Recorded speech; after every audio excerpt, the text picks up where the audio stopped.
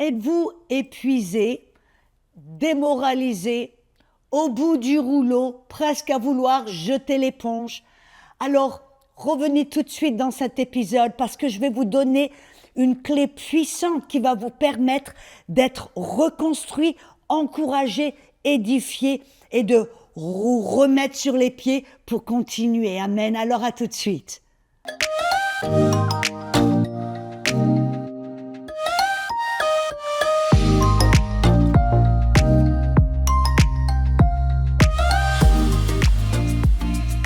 Bonjour mes amis, bienvenue à la Zone Rapha, je suis Audrey Mac. La Zone Rapha où nous parlons de la guérison. Je sais que les épisodes précédents, ça a été peut-être un petit peu lourd parce que j'ai parlé de la guerre spirituelle, ou je devrais dire j'ai confronté la guerre spirituelle que certaines personnes ont adoptée. Et vraiment cette guerre spirituelle, Paul nous dit que nos armes ne sont pas charnelles, mais elles sont spirituelles. C'est la parole de Dieu, l'épée de l'esprit. Amen. Une épée à double tranchant qui va séparer le faux du vrai, la vérité du mensonge. Et cette bataille, elle est tout d'abord, premièrement, entre nos deux oreilles, c'est nos pensées.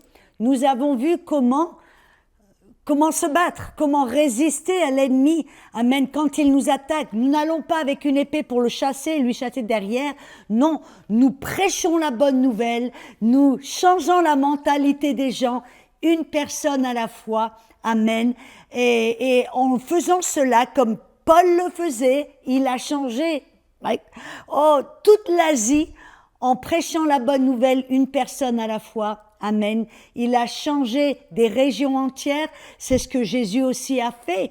C'est ce que vous et moi, nous devons faire. Mais vous savez, la chose à laquelle j'aimerais adresser maintenant et vous poser une question.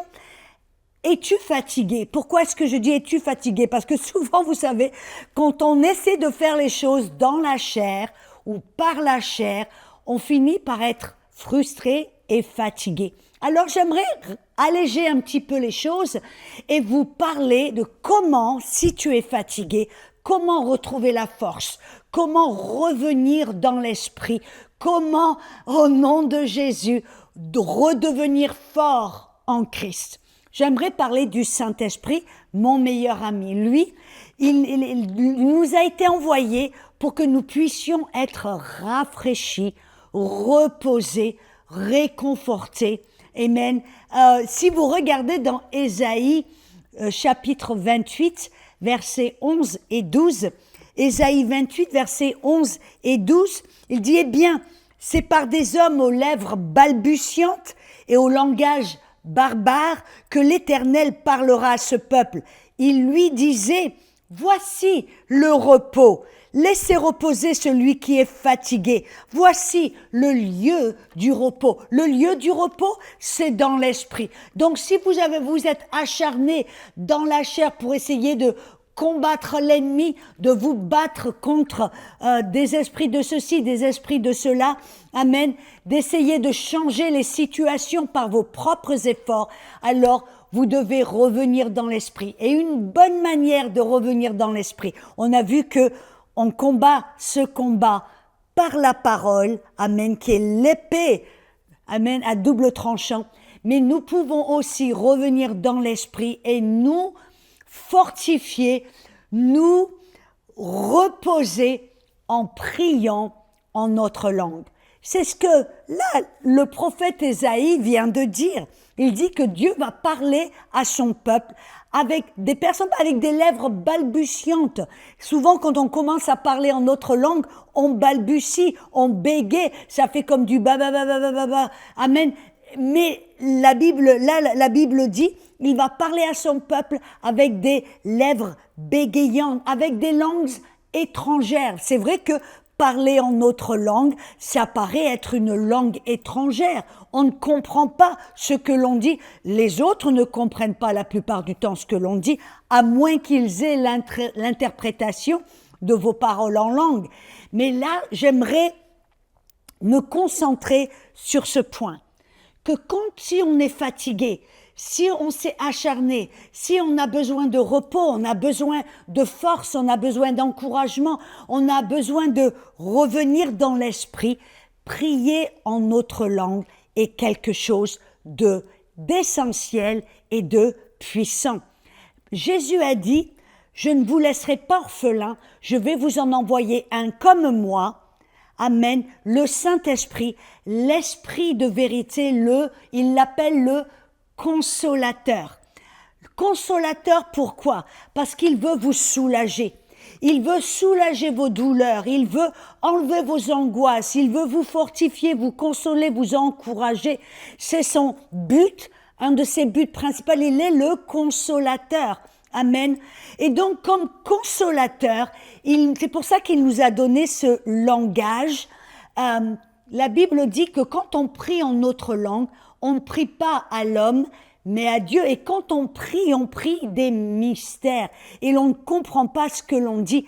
Mais j'aime bien que dans Jean 14, verset 26, Jésus a dit, le consolateur, l'Esprit Saint que le Père enverra en mon nom, il, lui, vous enseignera toutes choses, il vous rappellera tout ce que je vous ai dit. Amen. Vous savez, quand vous vous sentez seul, vous vous sentez isolé, que vous vous sentez, découragé, que vous ne savez pas quoi faire, priez en notre langue. Invitez le Saint-Esprit, priez en notre langue. Il est le consolateur, il va vous fortifier, vous consoler, vous guider.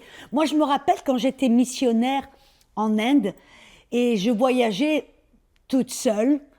Il y a des fois, parce que j'étais toujours dans des villes en Inde, en Albanie, au Népal, et j'étais souvent dans des endroits où il y avait des personnes qui ne parlaient pas forcément mon langage, je n'avais pas mes meilleurs amis là, j'étais souvent avec des personnes inconnues, donc je me trouvais souvent seule.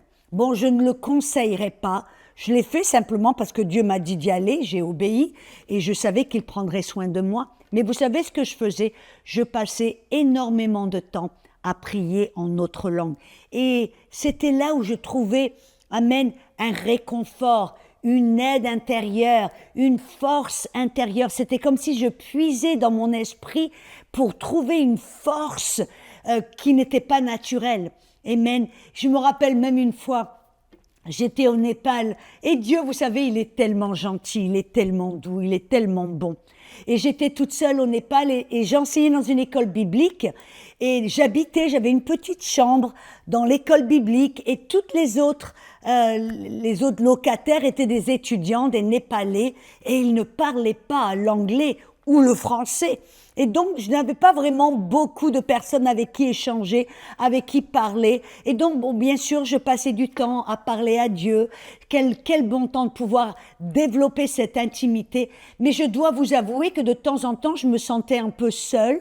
Des fois, un petit peu d'avoir envie d'être avec la chair et le sang. Vous voyez ce que je veux dire? Et je me rappelle, je priais en langue. Et puis, à un moment, j'ai dit, Seigneur, vraiment, je veux pas me plaindre parce que j'apprécie ta présence. Je suis tellement reconnaissante pour ta présence. Mais des fois, ça ferait du bien d'avoir une personne en chair et en sang. Et j'ai continué à prier en autre langue. Et vous savez, dans les minutes qui ont suivi, vous savez ce que le Père a fait pour moi? Tout d'un coup, j'entends comme tac, tac, tac à la porte. Et une petite Népalaise, une petite fille de 4 ans, toute petite, avec des cheveux tout courts, elle rentre dans ma chambre et elle commence à me parler en népalais. Je comprenais pas, mais le seul fait qu'elle soit venue au moment où j'avais prié, demandé au Père en lui confiant mon petit souci, et en priant notre langue, le Seigneur m'a amené une petite amie. Et Dieu, à partir de ce moment-là, elle venait me voir presque tous les jours. Et on se parlait pas parce qu'on ne pouvait pas se comprendre, mais on était comme des petites amies, dans la présence de l'une et l'autre. Et elle jouait avec mes foulards, elle jouait avec mon maquillage, elle jouait avec mes trucs. Et puis, moi, j'étais en train de lire ma Bible, d'étudier. Et puis, on était là. C'était vraiment... Mais je savais qu'à ce moment-là, c'était quelque chose que le Saint-Esprit, que le Père avait fait pour moi. Amen. Mais très souvent dans mes voyages à droite et à gauche, parce que je sais que très souvent, par exemple, j'avais l'habitude d'aller au Népal. Et j'allais au Népal tous les ans et j'y allais pour 2 semaines. Mais vous savez que des États-Unis, pour aller pas au Népal, pardon, Vietnam, je rectifie, j'allais au Vietnam toutes les années, passer 2 semaines pour enseigner dans une école souterraine, tous les jours, 7 heures par jour, vous voyez un peu le boulot. Et vous savez que ça prenait à peu près 2 jours, 2 jours et demi pour voyager à l'autre bout du monde. J'étais allée dans mon hôtel, je passais une nuit très très courte et on commençait aussitôt parce qu'il y avait une telle faim, une telle soif, un tel besoin. Mais vous savez que physiquement, j'étais épuisée à la fin de la journée et puis la température, c'était presque du 40 degrés ou du 50 degrés Celsius pour vous les francophones, amen.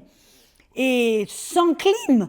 Alors, c'était épuisant. Je me rappelle, jour après jour, je sentais, mais c'était épuisé. Et je me levais tous les jours après. Et des fois, je rentrais à mon hôtel, j'avais même pas envie de manger. J'allais me coucher tellement j'étais épuisée. Mais vous savez ce que j'avais appris? Qu'afin de tenir le coup, afin de tenir cette cadence, parce qu'il y avait un tel besoin, je passais du temps à prier en langue. Tous les jours, je passais des heures. Sous la douche, je priais en langue. Alors que je mangeais, je priais en langue. Alors que je marchais, je priais en langue. Alors que j'étais sur la petite moto quand ils venaient me chercher pour m'amener à l'école, je priais en langue. Je passais des heures à prier en langue. Il se passait un phénomène tellement impressionnant. C'était comme si tout d'un coup la force venait de l'intérieur et je ressentais un rafraîchissement interne. Je ressentais comme du repos surnaturel. Je ressentais comme une force intérieure qui m'envahissait et j'allais jour après jour pour enseigner. Et vous savez, si vous me connaissez un petit peu, vous savez que quand j'enseigne ou quand je presse, je fais pas les choses à moitié, je suis pas là simplement, voilà, là je me tiens tranquille derrière la caméra, assise derrière cette table. Mais vous voyez, là, au Vietnam, j'étais debout et je me menais, et dans cette chaleur, on se démet, on met de l'énergie, je dépensais une certaine énergie. Mais j'ai découvert cette chose surnaturelle et puissante qu'en priant et en passant du temps à prier en notre langue, jour après jour, j'étais fortifiée, rafraîchie, encouragée. Ah, mais c'était quelque chose de puissant. Et vous savez, je ne l'ai jamais oublié. Et dès que des fois, je passe des périodes comme tout le monde, des fois on passe des périodes où on est très occupé, on a plein de choses à faire, l'agenda est rempli, le calendrier a un rythme qui nous dépasse. Et c'est facile tout d'un coup d'être épuisé. Et je sais que certaines parmi vous, vous dites, oui, mais moi, je suis épuisée, moi, je suis lassée. Et je sais que certains d'entre vous, vous avez été forcés, peut-être vous avez dû prendre soin d'une personne malade, à leur chevet, à leur lit, parce que vous venez de perdre une personne bien-aimée, vous vous sentez vidé, démuni, lassé, fatigué, vous avez peut-être battu pendant des jours, des mois, bref, selon les circonstances, je veux vous encourager qu'il y a un moment, il y a une façon de pouvoir retrouver vos forces, de pouvoir être encouragé, de pouvoir être fortifié, Dieu veut vous remettre sur vos pieds, non seulement spirituellement, émotionnellement, mais aussi physiquement. Vous pouvez le faire en priant en notre langue. Vous savez, vous pouvez être fortifié, c'est ce que la Bible nous dit.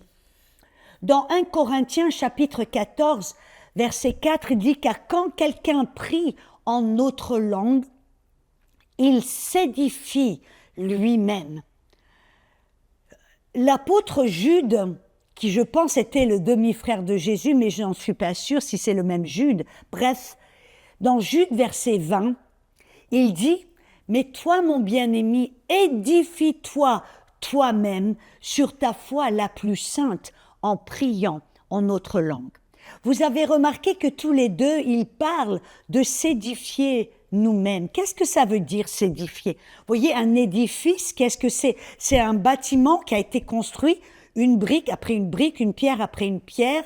Bref, il y a une construction qui se fait, une édification comment dire, un building ou une maison ou un bâtiment qui se construit. Vous-même, mes amis, vous pouvez vous construire, vous pouvez vous édifier, vous pouvez, sur les pierres de Saint-Esprit, amen, pierre sur pierre, prière après prière, vous pouvez vous édifier, vous construire, vous reconstruire. Si vous vous êtes senti démoli, si vous vous êtes senti vide, si vous vous êtes senti épuisé, fatigué, au bout du rouleau, vous pouvez vous reconstruire, vous pouvez vous édifier, vous pouvez vous remettre sur les pieds. Comment? En priant en notre langue. Certains d'entre vous, dans votre foi, vous êtes lassés, vous êtes fatigués, vous vous dites « j'ai tout essayé ». Votre foi, vous avez l'impression que votre foi est minable. Vous êtes à la fin, déjà, j'ai du mal à croire en Dieu, j'ai du mal à marcher par la foi, j'ai du mal. Peut-être vous êtes passé par pas mal de choses, et c'est sûr. Mais vous pouvez rappelez-vous ce que Jude a dit, édifie-toi toi-même sur ta foi la plus sainte. Quand on prie en notre langue, on se construit dans l'esprit. Et quand on se construit dans l'esprit, parce que nous sommes esprit, âme et corps, nous finissons par nous reconstruire émotionnellement dans notre âme. Et nous finissons en nous reconstruisant même dans notre corps. Si on est fatigué, lassé, même physiquement, notre corps peut être reboosté, peut être reconstruit, peut être rebâti en priant en notre langue. C'est quelque chose, vous savez, mes amis, que je pratique. Parce que des fois, comme je l'ai dit, il m'est arrivé des saisons où j'ai pas fait attention, j'ai été confrontée à certaines choses,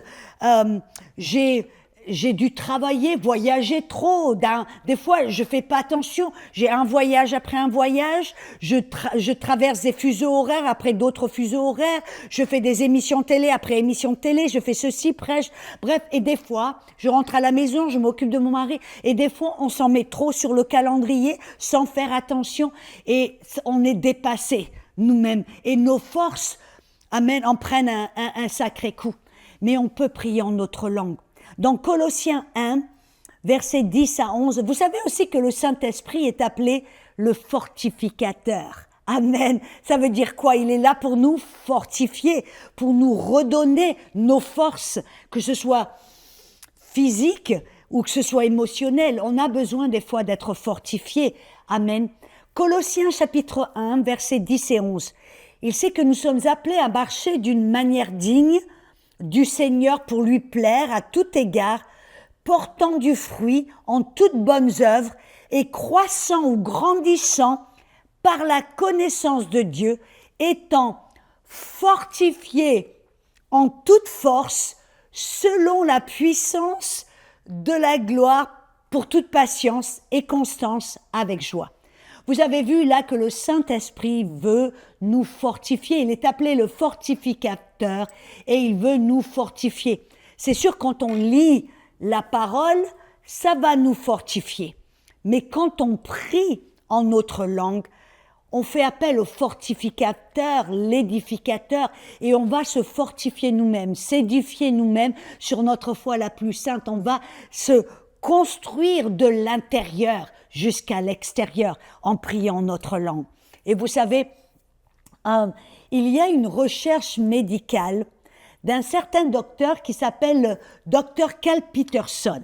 Donc, Dr.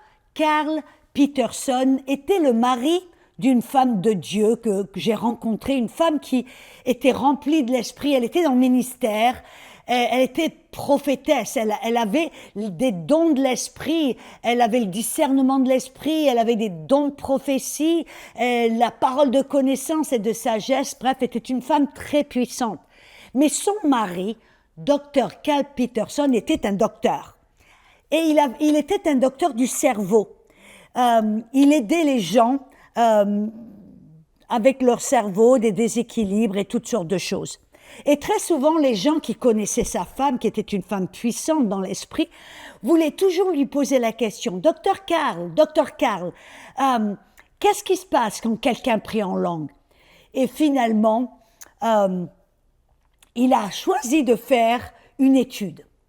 Il a invité des gens qu'il connaissait, des amis de sa femme, qui étaient des gens remplis du Saint-Esprit, qui parlaient en autre langue. Et il les a invités dans son cabinet, il les a branchés avec tout un tas de petits trucs, d'électrodes, je ne sais pas. Et il a pu regarder dans un écran pour observer qu'est-ce qui se passait dans le cerveau quand une personne prie en autre langue. Et sa découverte était assez impressionnante.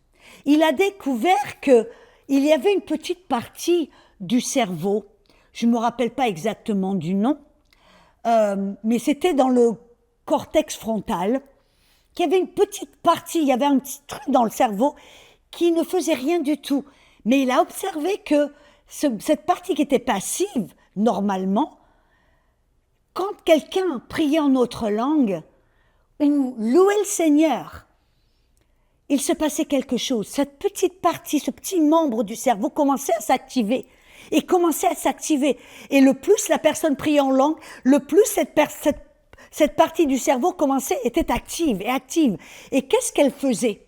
Il s'est aperçu qu'au bout d'un certain moment, peut-être au bout de 20 minutes, cette petite partie du cerveau relâchait une substance qui s'appelle l'endorphine. Elle relâchait cette substance, ces endorphines dans le corps de la personne. Et l'endorphine, qu'est-ce que ça fait? Il a dit que l'endorphine était 200 fois plus puissante que la morphine. Vous savez, la morphine, on administre ou on donne de la morphine à des personnes qui sont dans la souffrance, qui leur corps souffre et ça les soulage.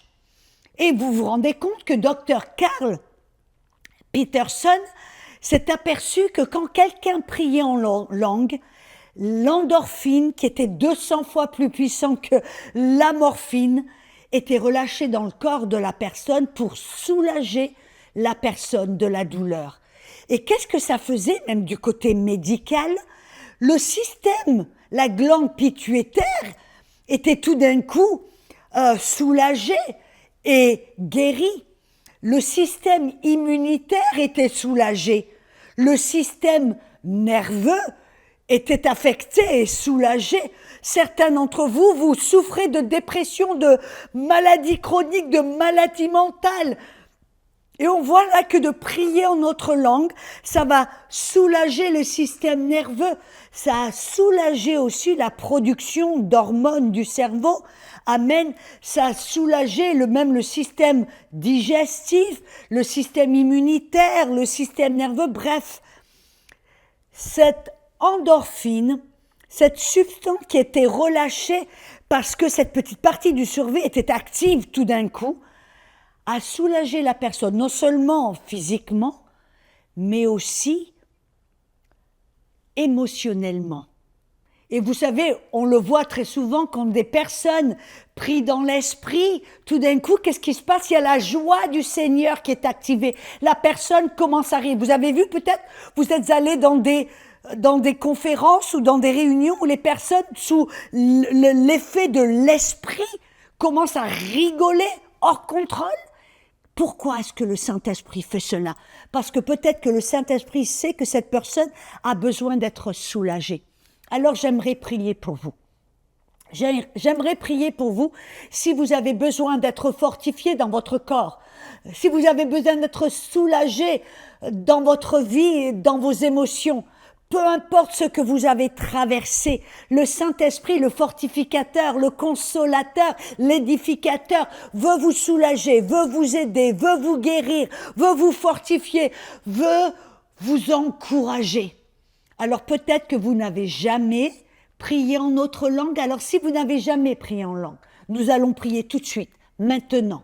Et vous allez recevoir un langage divin. Vous voyez, comme un enfant, tout simple, vous devez apprendre, vous allez à prier en autre langue, vous n'allez pas l'apprendre, mais vous allez prier en autre langue comment?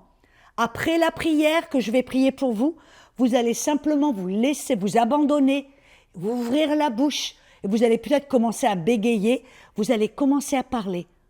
Et quand vous ouvrez la bouche, que vous prononcez ces paroles, vous allez voir ce langage divin qui sort de votre esprit au travers de votre bouche. Ne fermez pas la bouche. N'essayez pas de vous crisper en disant « Non, n'ayez pas peur, Dieu ne va pas vous donner un démon, parce qu'il a dit, si vous demandez le Saint-Esprit, il ne va pas vous donner un serpent ou un scorpion. Il va vous donner le Saint-Esprit, car votre Père est bon. » Êtes-vous prêts? Relaxez-vous et priez cette prière après moi. Père Céleste, remplis-moi du Saint-Esprit et de puissance. Je crois, parce que je te demande, je reçois. Je vais ouvrir ma bouche et je vais prier en autre langue. Car Saint-Esprit, tu me donnes cette capacité divine. Alors je t'invite, Saint-Esprit, remplis-moi. Au nom de Jésus, ouvrez votre bouche et commencez à balbutier. Probotona makandale bere vesti, kiriato brokoshi kiriatara, rababababakana mando robokoshare, arabababababa, barabababara. Je vois, il y a une femme. Vous avez perdu votre mari du cancer, vous avez passé des semaines à son chevet, vous êtes épuisé, vous êtes démoralisé, vous avez presque perdu votre confiance. Le Seigneur n'est pas en colère, le Seigneur vous voit, vous connaît. Et je prie au nom de Jésus qu'il vous console, qu'il vous réconforte, qu'il vous fortifie, qu'il vous remet sur vos pieds dans le Saint-Esprit.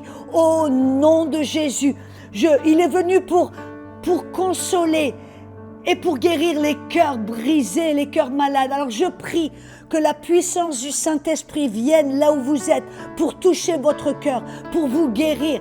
Au nom de Jésus, que vous soyez remplis d'une joie surnaturelle, remplis d'une paix surnaturelle, remplis au nom de Jésus. Je vois quelqu'un, vous êtes épuisé parce que vous n'avez pas regardé votre agenda. Vous avez simplement fait, travaillé. Et le Seigneur vous dit ralentis.